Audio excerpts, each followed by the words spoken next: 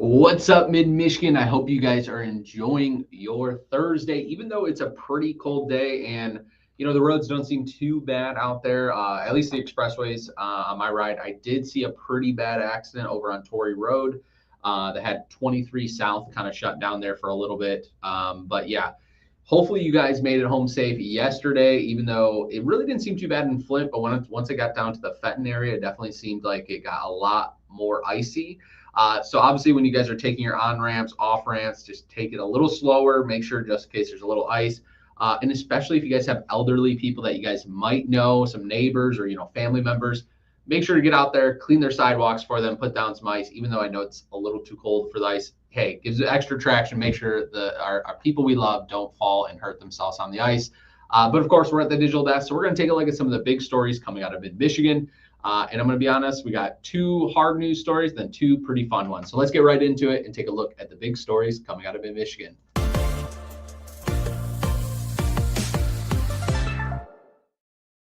Alrighty, so this story that I'm about to read, I'm not going to do the whole one because Courtney Bennett, our reporter here, she did an absolutely amazing job about this story. So you guys have to check it out. But anyway, the story is new DNA technology in students' efforts led to arrest in a 2003 Saginaw murder case. For 21 years, a family has wondered who killed 57-year-old Jeanette Wilton. The woman was found dead in the Flint River near her Saginaw home on February 22nd, 2003. Wow. All of these years later, charges have been brought about a man who police say is involved in these killings. The Michigan State Police's 3rd District opened this unsolved case back up in 2021.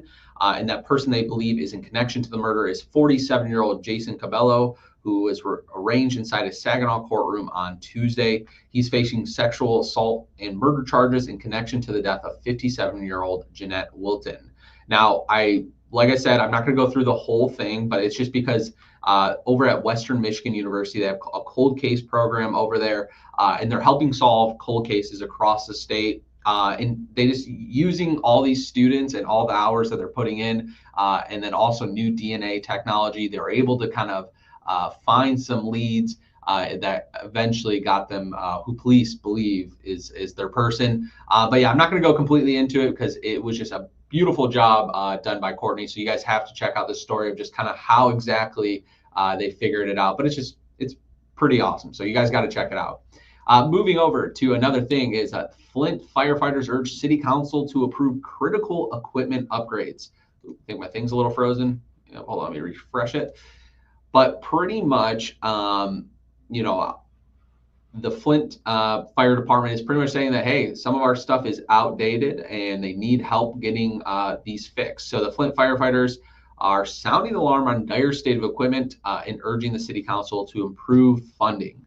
The equipment overhaul, which would cost over $260,000, is essential for firefighter safety and effectiveness. But the funding has been stalled in the council for over 2 months. Now, these upgrades, which would be paid for by the American Rescue Plan Act, would just pretty much try to help replace outdated and non-functional equipment like oxygen tanks, a cascade system to refill them, and emergency generators. Here, I just want to, Chief Wiggins of the Flint Fire Department says that their air system is over 25 years old. It needs repairs, but manufacturers no longer make the necessary parts, so they need a completely new system. So, and then also another thing is they're talking about the generator with the winter. Their Chief Wiggins says he's urging imminent action from Flint City Council. Without an updated generator, extreme weather could cause a serious problem. And without a functioning generator, they can't get their trucks out of the station. And so pretty much in a quote here, the generator needs to open up the doors. The generator also provides electricity for our ambulances, our defibrillators, our oxygen, and to restore our batteries.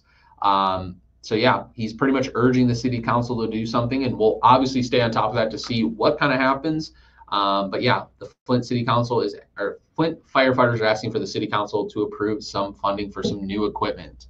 And then moving over to a Victorian Christmas at the Whaley House. If you guys are looking to find out where a lot of our traditions come from, well, it all stems kind of from the Victorian era. Now, obviously, I know Christmas has some pagan roots, but the Western world was really not celebrating Christmas as much until the Victorian era, and that's when Queen Victoria of England would go on to marry a prince named Prince Albert from Germany. And Germany was practicing a lot of our Christmas traditions, and so when they got married, he brought Prince Albert ended up bringing a Christmas tree to the Buckingham Palace, and then pretty much the Western world followed.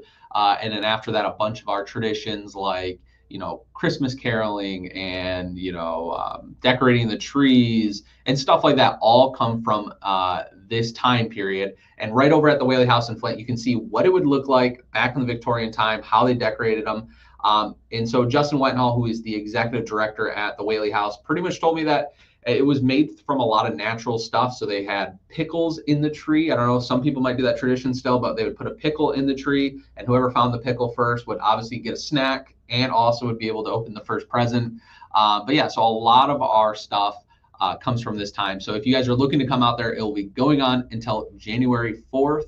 And then moving over to an amazing story, the owner of the Detroit Pistons, Tom Gores, has made a large donation to the Voices of Children Advocacy Center in Flint. 140 children serviced by the organization will now receive gifts straight from their wish list thanks to the Gores donation. Gores is a Flint native, and he sent over 165,000 gifts to families in need across the state over the last 16 years, according to their spokesperson. And so pretty much, obviously, if it wasn't for him, a lot of these kids wouldn't have holidays. So just an absolute amazing thing that Tom Gore did with the Detroit Pistons. Such a cute story. And I'm just happy to see that some kids are getting what they deserve, which is a beautiful Christmas. So today I will be doing a few different things. I will be doing adopt a family through Volunteers of America today. So how you guys can get involved and make the Christmas cheer for someone else and help them buy some gifts so people have that complete Christmas. And then I will also be going over to Big Time Boxing at the Dordt Financial Center today. That is going to be the big fight card that's going to be going on. It's going to be featuring a bunch of Michigan fighters: Joey Spencer from the Linden area, Ardrell Holmes from Flint, and then a bunch of other people as well. But that's going to be going on at the Dordt Financial Center. So I'll be live for that, so you guys can wait for that. The main card is going to start at 8, but the first fight of the night starts at 6. So if you guys are looking to come out, tickets are still available, and I'd hope to see you guys there. So I hope you guys have a good one. Stay safe on the roads, bundle up, and again, take it slow on those off ramps and on ramps, but you'll be pretty much okay. I hope you guys have a good one, and I'll see you when I see you.